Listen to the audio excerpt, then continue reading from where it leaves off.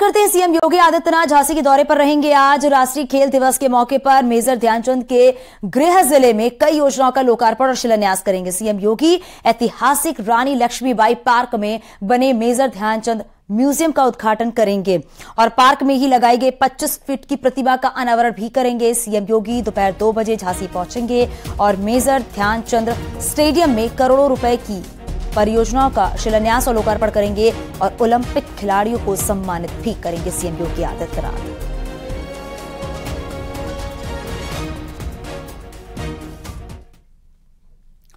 CM योगी ने लखनऊ में उच्च स्तरीय बैठक की है। सीएम योगी ने बैठकों में अफसरों को कई कड़े निर्देश भी दिए हैं। सीएम ने अफसरों से कहा है कि जनता के लिए कार्यालयों के दरवाजे खुले रहें, अधिकारी समस्याओं का तुरंत समाधान करें। सीएम योगी अफसरों से ये भी कहा गया है कि शोभा यात्रा में हथियारों का प्रदर्शन नहीं होना चाहिए। इसके साथ ही G20 सम्मेलन को लेकर एनसीआर में सुरक्षा के चाक चौबंद इंतजाम किए गए हैं।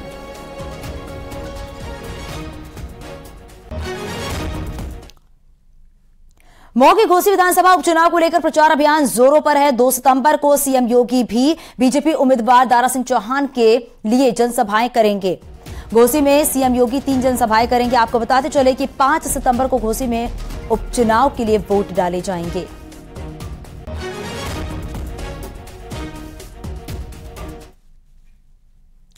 यूपी में रक्षाबंधन के त्योहार पर सीएम योगी ने महिलाओं को बड़ा तोहफा दिया है। राखी के मौके पर 2 दिन रोडवेज बस में फ्री सफर महिलाएं कर सकेंगी। 29 अगस्त रात 12 बजे से 31 अगस्त तक फ्री सफर महिलाएं कर सकेंगी। तो बहनों को बड़ा तोहफा सीएम योगी आदित्यनाथ की तरफ से, क्योंकि रक्षाबंधन है और इस मौके पर यह बड़ा तोहफा दिया गया है। बताया जा रहा है कि 2 दिन तक बहनें और महिलाएं जो हैं वो बस में फ्री सफर कर सकेंगी। 29 अगस्त रात 12 बजे से 31 अगस्त तक फ्री सफर कर सकेंगी। तो 2 दिन फ्री सफर महिलाएं कर सकेंगी। बहनों को यह बड़ा तोहफा दिया गया है। रक्षाबंधन के मौके पर यह बड़ा तोहफा दिया गया है सीएम योगी आदित्यनाथ की तरफ से। 29 अगस्त रात 12 बजे से 31 अगस्त तक 2 दिन तक बस में फ्री सफर बहनें कर सकेंगी।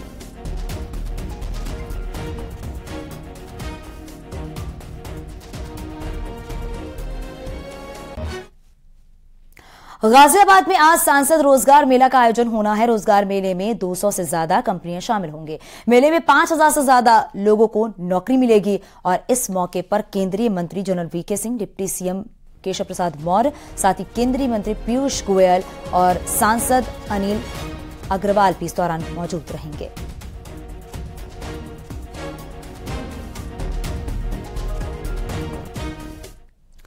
बागपत में पुलिस और बदमाशों के बीच मुठभेड़ हुई है। मुठभेड़ में एक बदमाश को गोली लगी है और पुलिस ने 2 बदमाशों को गिरफ्तार किया है। आपको बताते चले घायल बदमाश का अस्पताल में इलाज चल रहा है। आरोप है कि दोनों बदमाशों ने टैक्सी ड्राइवर से टैक्सी कार लूट को अंजाम दिया था और फरार हो रहे थे। पुलिस ने घेराबंदी करके दोनों बदमाशों को पकड़ लिया है। दोनों बदमाशों ने गाजियाबाद से टैक्सी किराए पर ली और बागपत में लाकर लूट लिया। दोपहर को विनीत नामक व्यक्ति द्वारा थाना बिनौली पर यह सूचना दी गई थी कि गाजियाबाद से 2 लड़कों द्वारा उसकी गाड़ी को बिनौली के लिए किराए पे बुकिंग की गई थी। 27-28 की रात को जीवाना के पास इन दोनों द्वारा इसकी गाड़ी छीनकर लेकर भाग गए थे। इस सूचना पर थाना बिनौली तथा एसओजी पुलिस द्वारा संदिग्ध बदमाशों तथा गाड़ी की चेकिंग और तलाश शुरू कर दी गई थी। शाम को आज करीब 6 बजे थाना बिनौली पुलिस द्वारा सिरसली रोड पर एक अज्ञात स्विफ्ट डिजायर गाड़ी को रोकने का प्रयास किया गया, लेकिन बदमाश रुके नहीं तथा पुलिस पर फायरिंग करते हुए भागने लगे। पुलिस द्वारा इनकी घेराबंदी की गई तथा पुलिस के बीच मुठभेड़ हुई। इस मुठभेड़ में एक बदमाश घायल हुआ है तथा एक और अन्य बदमाश को गिरफ्तार किया गया है। गोरखपुर पुलिस ने खून का अवैध कारोबार करने के मामले में 2 आरोपियों को गिरफ्तार किया है। गिरफ्तार दोनों आरोपी अवैध तरीके से ब्लड का कारोबार कर रहे थे और आरोप के मुताबिक ये लोग मजदूरों को पैसों का लालच देकर मेडिकल कॉलेज लाकर जरूरतमंदों को ब्लड पिलाया करते थे और ये लोग जरूरतमंदों से मोटी रकम वसूलते थे और इन मजदूरों को कम पैसे दिया करते थे। महाराजगंज जिले के एक मजदूर की शिकायत पर पुलिस ने ये बड़ी कार्रवाई की है।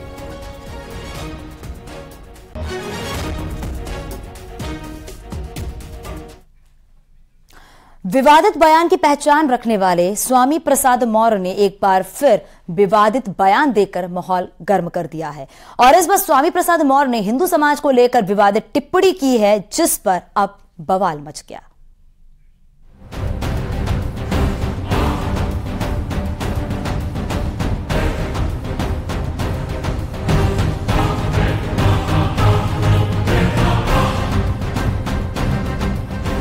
पहले रामचरितमानस पर विवादित बयान।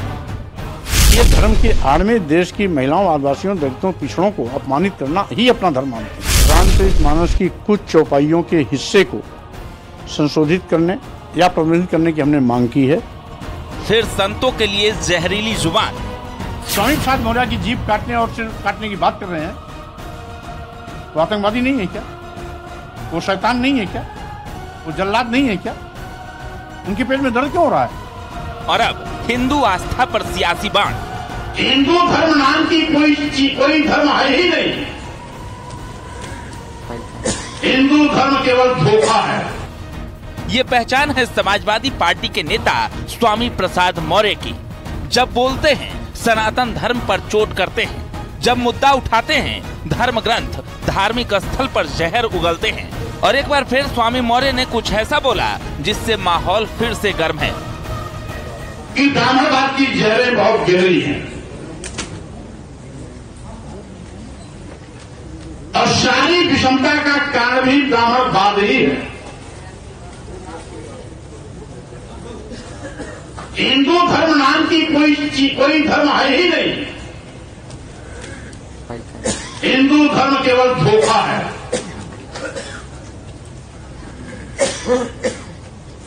सही मायने में जो ब्राह्मण धर्म है, उसी ब्राह्मण धर्म को हिंदू धर्म कहकर के इस देश के दलितों, आदिवासियों, पिछड़ों को अपने भ्रम के मकड़जाल में फंसाने की इनकी एक साजिश है।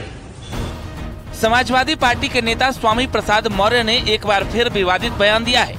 लखनऊ में एक कार्यक्रम के दौरान उन्होंने कहा, हिंदू नाम का कोई धर्म नहीं है, हिंदू धर्म सिर्फ धोखा है। ब्राह्मण धर्म को हिंदू धर्म कहना एक साजिश है, जिस पर साधु संतों ने आपत्ति दर्ज करवाई।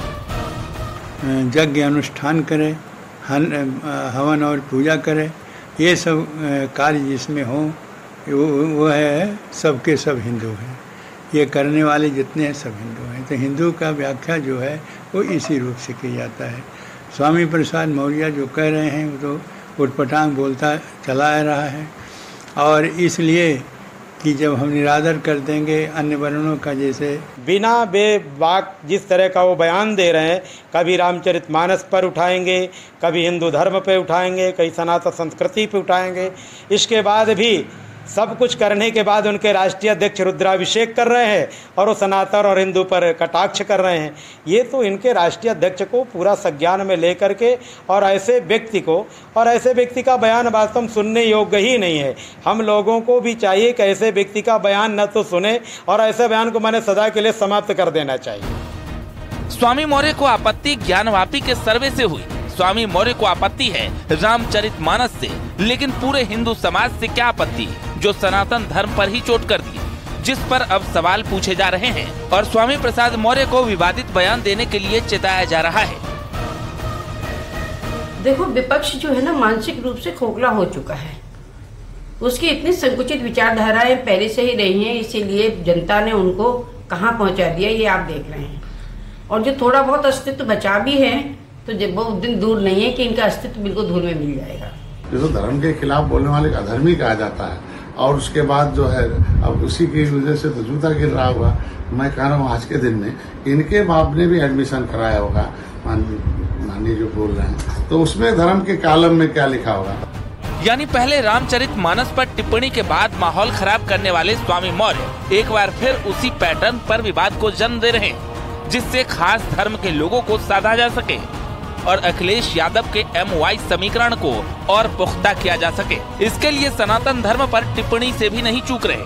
खैर, स्वामी हैं कि मानते नहीं, लेकिन इतने ज्वलंत मुद्दे पर टिप्पणी उनकी पार्टी की सेहत के लिए भी ठीक नहीं, क्योंकि अब साधु संतों ने स्वामी मौर्य को लेकर समाजवादी पार्टी को भी नसीहत दे दी है। Bureau report, news 18।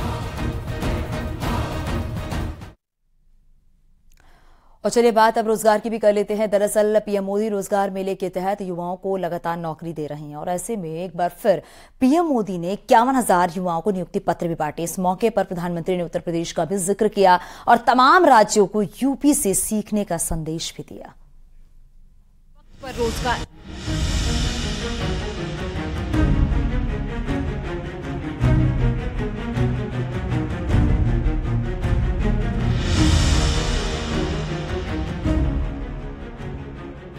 युवाओं को और क्या चाहिए?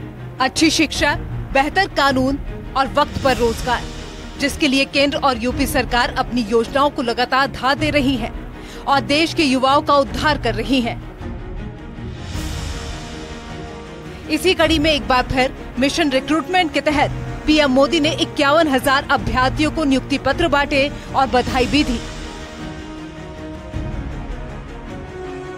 अमृत रक्षक इसलिए कहा क्योंकि आज जिन युवाओं को नियुक्ति पत्र मिल रहा है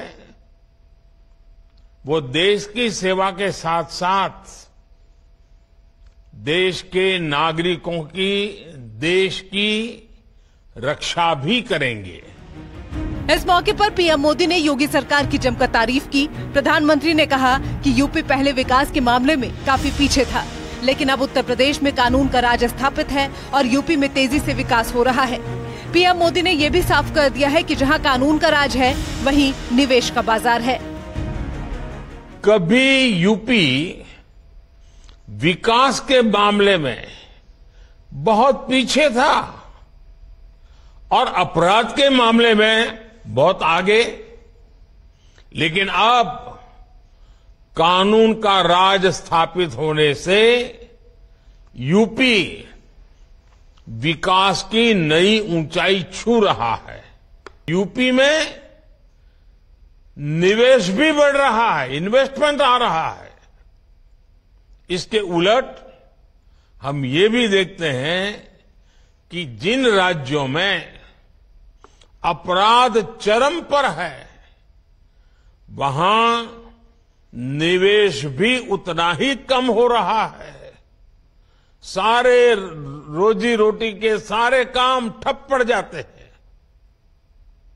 मेरे परिवारजनों, आजकल आप लगातार पढ़ते भी हैं और देखते भी हैं कि भारत दुनिया की सबसे तेजी से बढ़ती हुई अर्थव्यवस्था है। मौका भले ही रोजगार मेले का हो, लेकिन पीएम मोदी की तरफ से सीएम योगी की तारीफ सुर्खियों में आ गई और फिर सीएम योगी ने भी ट्वीट कर पीएम मोदी का धन्यवाद किया। उन्होंने लिखा, राष्ट्रीय रोजगार मेला के अंतर्गत सरकारी सेवाओं में चयनित 51,000 से अधिक युवाओं को नियुक्ति पत्र मिलने की हार्दिक बधाई और शुभकामनाएं। समर्थ युवा विकसित भारत के संकल्प को साकार करते इस अभियान के लिए प्रधानमंत्री मोदी का धन्यवाद। दरअसल उत्तर प्रदेश में युवाओं के रोजगार की बात हो, $1 ट्रिलियन अर्थव्यवस्था का लक्ष्य हो या फिर जनता के प्रति समर्पण का भाव हो, हर मुद्दे पर सरकार ने प्रभावशाली काम किए हैं। मुख्यमंत्री योगी आदित्यनाथ ने न सिर्फ योजनाओं का शिलान्यास, लोकार्पण किया, बल्कि समय समय पर योजनाओं के विकास की समीक्षा भी की, जिससे कोई योजना सरकारी फाइलों में दब नहीं सकी और पूरी पारदर्शिता के साथ लोगों को उनका लाभ मिल सका। और वक्त वक्त पर युवाओं को रोजगार भी इसी का परिणाम है। Bureau report, news 18।